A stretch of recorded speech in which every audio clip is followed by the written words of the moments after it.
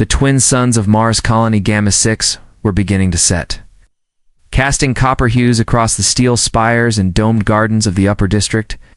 Alara Vu stood on her balcony, her dark eyes fixed on the horizon. The delivery drone buzzed overhead, casting a long shadow as it descended into her private hangar. Her pulse quickened. She'd been waiting for this for years, though she hadn't expected it to come from him. The cargo platform opened with a hiss, and there it was, sleek, low, gleaming silver, with dark chrome accents and a soft blue underglow that hinted at the retrofitted quantum boosters beneath. A Porsche 911. Not just any model, this was the Hyperdrive edition. It's only 5 ever made, and banned on Earth after the Galactic Safety Act. It had taken her father Milos Vu, the infamous outlaw tech broker, years to smuggle it out of Earth's jurisdiction and across systems. Alara walked around it, fingers grazing the smooth shell, admiring the way the old Earth curves meshed seamlessly with the humming grav-skid field generators. A note was laser-etched on the dash: "For your next escape. You'll need it, Dad," she scoffed. Milos had a flair for the dramatic, but he wasn't wrong. In her line of work, experimental propulsion research and occasionally reverse engineering, alien tech, having a fast way out wasn't optional. Just as she was about to power it on, the doorbell chimed. She froze. Few people ever visited unannounced. When she opened the door, a swirl of synthetic lavender perfume nearly knocked her out. "Alara, darling," Verna sang, stepping inside with a rolling hover case in tow. Her blonde curls bounced. "In defiance of Mars' low gravity? You didn't think I'd missed your birthday, did you?" Alara blinked. "It's not my birthday." "Sure it is," Verna beamed. "Somewhere in the solar calendar," Alara sighed. Her mother-in-law was not supposed to be here. Ever since Alara married Jocks, Verna had taken every opportunity to undermine her. She had the annoying habit of showing up during emotional milestones, uninvited and overstaying her welcome always in the name of family bonding. "You could have called. Wanted it to be a surprise," Verna said, breezing past her into the living area. "Also, your cums were down. Something about a restricted zone." She raised a penciled eyebrow. "What are you hiding in here?" Alara swallowed the knot in her throat. "Nothing. It's research." Verna wandered over to the window, where the Porsche gleamed under the dimming suns. Her eyes widened. "Oh, my stars. Is that an Earth classic? The one with, what do they call them, quantum fusion brakes?" Alara stepped between her and the window. "It's not for sale. It's sentimental." Verna smiled too widely. "Of course, sweetheart. Family heirlooms mean the world." That night, Alara double-locked the garage bay and set her home's security AI to high alert. But when she woke the next morning, her gut dropped before her feet hit the floor. The system was down. Lights flickered, doors buzzed open and closed without input. She sprinted to the hangar. The car was gone. In its place sat a handwritten note on a cheap sheet of paper. "Don't be mad. I sold it 'cause we're family. You'll understand soon, love, Verna." Alara stared at the note, heart hammering. Sold it to whom? That car wasn't just a piece of vintage machinery. It held a stolen drive core rumored to originate from an alien derelict found beyond Saturn. She hadn't even finished decrypting it yet. Rage and dread churned in her stomach as she accessed the console and tried to trace the sale. Verna might have just started a war with her petty theft hand. Alara knew, deep down, this wasn't ignorance, it was betrayal. And it was personal. Alara paced the length of her control room, fists clenched tight enough to leave crescent-shaped marks in her palms. The walls around her pulsed a faint blue and ambient stress reading courtesy of the base AI, which was doing its best to calm her. It wasn't working. On the central holodisplay, a map of local and interplanetary trade hubs blinked rapidly, each pin representing a black market outpost, a smuggler's port, or worse, a shadow market node. She couldn't believe it. Verna, her mother-in-law, the woman who once microwaved Alara's quantum implants to warm them up, had somehow bypassed her security system, activated the Porsche and sold it. Not just dumped it on the local Mars market for credits, but listed it on a trans-system shadow market chain that catered to warlords. rebels, and rogue eyes. She pinched the bridge of her nose and hit playback on the hangar's last security log. The footage was grainy, corrupted. Verna must have used an ion scrambler high-end tech. No nosy mother-in-law should have access to. The video jittered before stabilizing just long enough to show Verna, in her pink silk robe and fuzzy slippers, gliding the Porsche onto a freight lift with casual ease. She even gave the security cam a cheeky wave. The audacity of it made Alara want to scream. The cum on her wrist buzzed. It was a message from Jox. Jox, hey, Mom said you let her borrow the Porsche. Bold move? You two bonding? She stared at the message, stunned. Then typed back with venom. .elara. She stole it. Sold it to the shadow market. The actual shadow market. Jox. Wait, what? Are you joking? She said you gave it to her as a peace offering. Ilara didn't respond. What was the point? This wasn't a misunderstanding. It was a setup. The Porsche was more than a flashy antique. It had data woven deep into its frame. Specifically, the kind of data that was classified even to her clearance level, blueprints for a quantum weapon, theorized to destabilize wormholes, and now it was in the wind. She turned back to the holomap. There one of the pins blinked red. A match. A shipment recently logged at Vortex Station. Orbiting Jupiter's moon Io. The manifest listed vintage transport, modded fusion core, unregistered. The buyer's name was scrubbed. But Alara recognized the trade signature, H2KVR5. That wasn't just anyone. That was Senar Loke, a notorious tech scavenger with ties to the Zintar reclamation faction. The Zintar were radicals humans who believed Earth's governments had betrayed humanity's future by hiding alien technologies.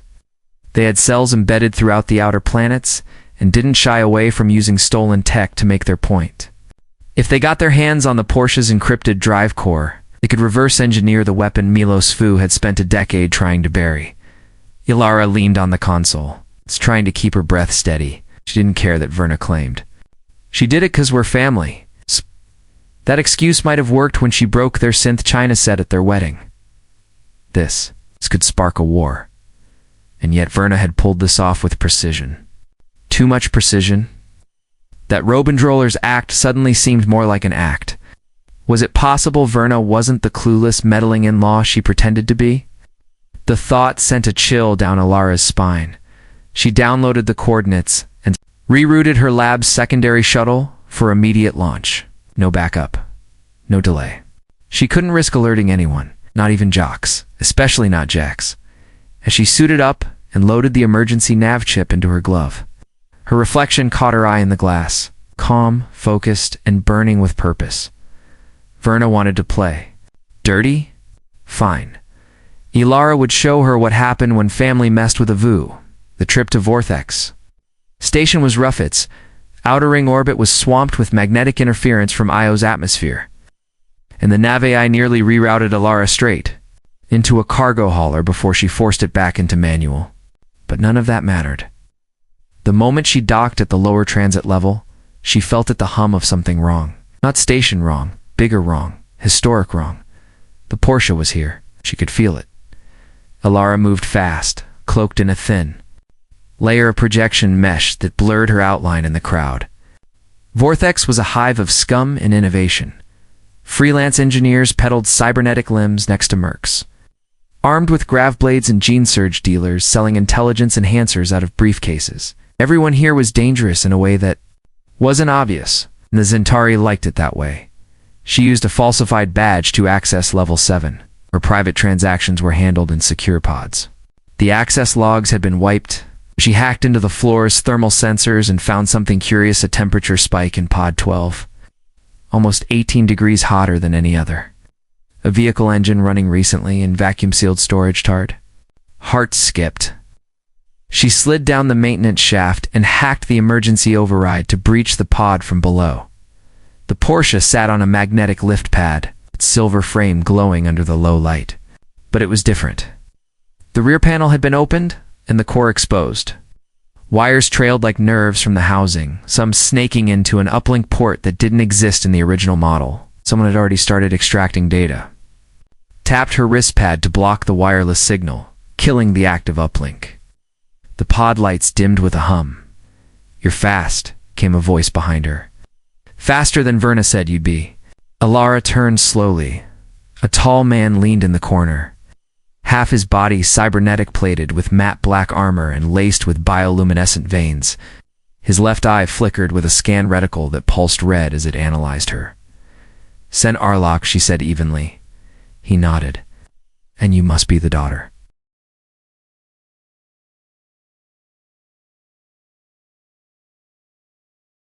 Daughter-in-law, right?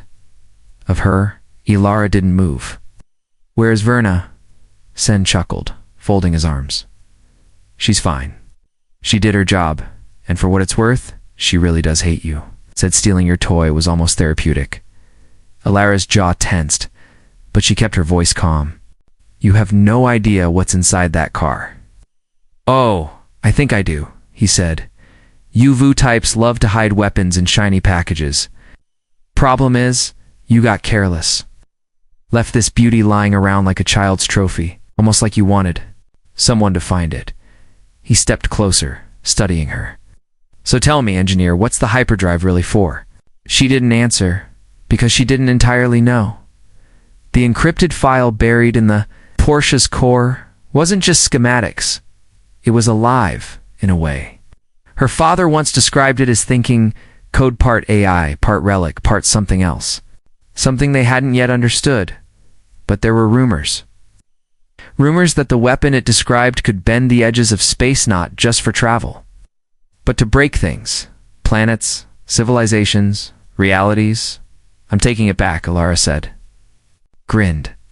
"No, you're not. Because the Porsche isn't just a car anymore. It's a key. And Verna, she's already handed over the lock." She lunged, but Sen was ready. His cybernetic arm snapped up, deflecting her strike with mechanical force. They clashed in a brutal rhythm, her speed against his augmentations. She dodged a plasma blade and dove for the car, slapping a drive chip into the ignition. The Porsche roared to life, the floor trembling as its grav core charged.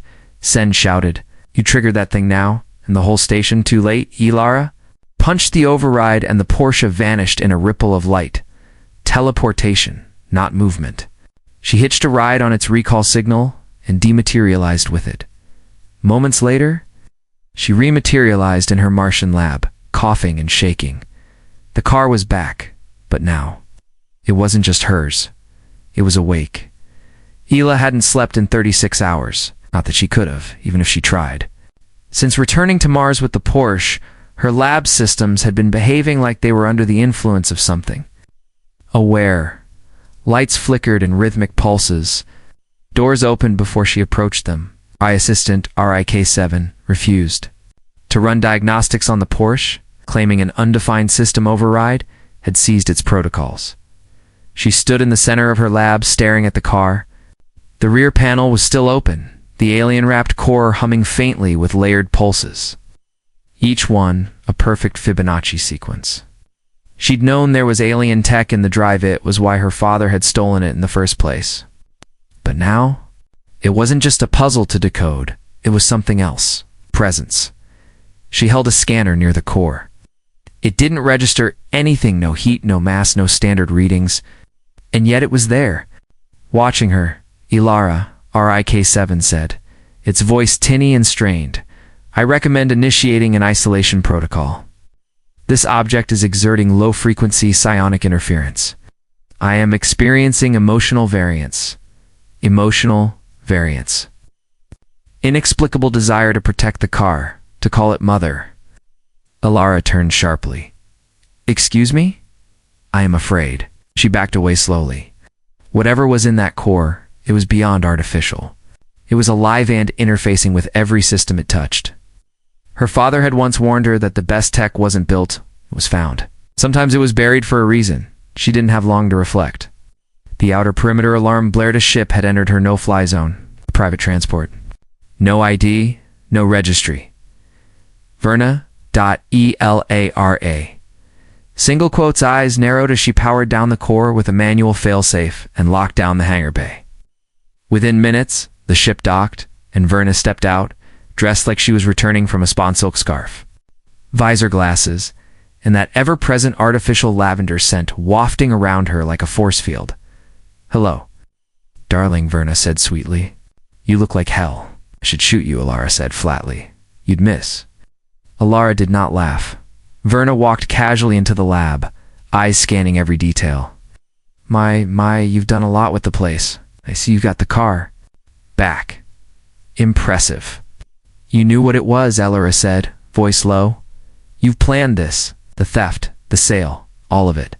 Verna turned, her smile fading. "Of course I did." There it was, no pretense, no feigned ignorance, just a woman standing in her truth like it was armor. "I've been in the Zentari for over 40 years, Verna said. "Long before you ever met Jocks, long before your father went rogue. I embedded myself in your little domestic life because this," she gestured to the Porsche, "was always the endgame." "You used my marriage to spy on my father?" Verna shrugged. "Love and war, dear. You were a convenient key too." "Both." Alara clenched her fists. "So what now? You take the core, start your rebellion." Verna's eyes glinted. "No. I came to offer you a choice." Alara laughed bitterly. "Now you want to negotiate? The core isn't what we thought." "It was," Verna said. "It's not a weapon. It's a gatekeeper, a consciousness. And it's been dormant for centuries. Till now." Alara frowned. "It chose you, Alara," Verna said, voice softening. "And it's only going to talk to you. That's why we need you. That's why I didn't kill you. We're family, after all." Alara stared at her. The words felt like poison in her ears. "You have no idea what family means," she said. Verna stepped forward. "Maybe not. But I do know this, that thing in your lab, it just opened a channel. And something on the other side has started speaking." Alara turned to the Porsche, a voice not hers, not Rick Savant's, code faintly in her mind. "Daughter." The lab was silent. But Alara could feel the pressure of the voice pressing into her skull like a wave on the edge of thought. "Daughter." The word echoed not through air, but through something deeper, something embedded in her nervous system. The Porsche pulsed with soft blue light, synchronized to her heartbeat. Verna stood by the door, watching with arms folded. There was no smirk now, no smugness, it's just calculation. "I told you," she said quietly. "It's awake." Alara didn't respond. She took a cautious step toward the car, the same way a priest might approach a sleeping god. As she neared it, the core opened on its own, folding into itself like blooming petals. Inside was not circuitry or machinery, but something that looked disturbingly organic, smooth, translucent, glowing with veins of gold and violet. She reached toward it. A flood of images hit her at once, entire star systems blinking in and out. Of existence, civilizations communicating in soundless patterns of light. Wormholes forming like cracks in glass, then healing as if time itself was obeying an unseen command. She gasped and staggered back. Verna caught her arm. "It's given you access. Let it finish." "Why me?" Alara whispered. "Why not you?" Verna let go. "Because it needs someone bound by blood. Milos wasn't just a thief. He was a guardian. You're his legacy. That thing is older than humanity, and it recognizes lineage the way it recognizes energy. It doesn't trust me." Lara steadied herself and turned back to the core. "And what does it want?" "It wants to go home," Verna said. "Needs your help to do it." Before Alara could speak, the Porsche's systems activated again. The lights dimming as a single translucent projection rose above the hood. A figure humanoid, tall, blurred features, and a voice that hummed across octaves, spoke not in English but in something deeper. A language her brain translated only because the core allowed it. "You carry the signature of the Guardian. You will complete the return." "What is the return?" Lara asked aloud, unsure if it heard her thoughts or her words. The projection flickered. "Stolen, hidden, fragmented. We cannot reunite without the catalyst." Verna stepped closer. The Porsche. The core. The interface. They're all parts of a larger structure, something scattered across the stars eons ago. If we find the rest... "No," Alara said. "You want to use it?" Verna hesitated. You still think this is a weapon? Alara continued. But it's not. It's a doorway. And whoever locked it didn't want us going through. Verna's expression hardened. So what? We let it rot in a garage. You think the government will protect it? They'll bury it and erase you? Rather bury it than let you start a war. The projection looked between them. Division. Predictable. One must choose. The system requires a singular directive. The lights around the lab flared warning signals. Power overload. The Porsche's core began spinning, its energy destabilizing. It was forcing a decision. Verna moved fast, reaching for a command key strapped to her wrist. But Alara was faster. She launched herself forward, yanking the key from Verna's arm and slamming her palm onto the car's biometric pad. I choose, Alara said. Everything went white. When her vision returned, she was no longer in her lab, as she stood in a landscape. That defied logic, stars above, ocean below, and a vast ring-like structure stretching out into eternity. The core floated in front of her, silent, peaceful. A voice calmer this time whispered, "You have chosen truth over blood. You may enter." Alara took a breath. Behind her, Verna's image flickered, locked out. Screaming in static, Alara stepped forward into the light. She didn't know if she was saving humanity or dooming it, but for the first time she felt like she belonged not to Verna, not to Jax, to something older, bigger than family.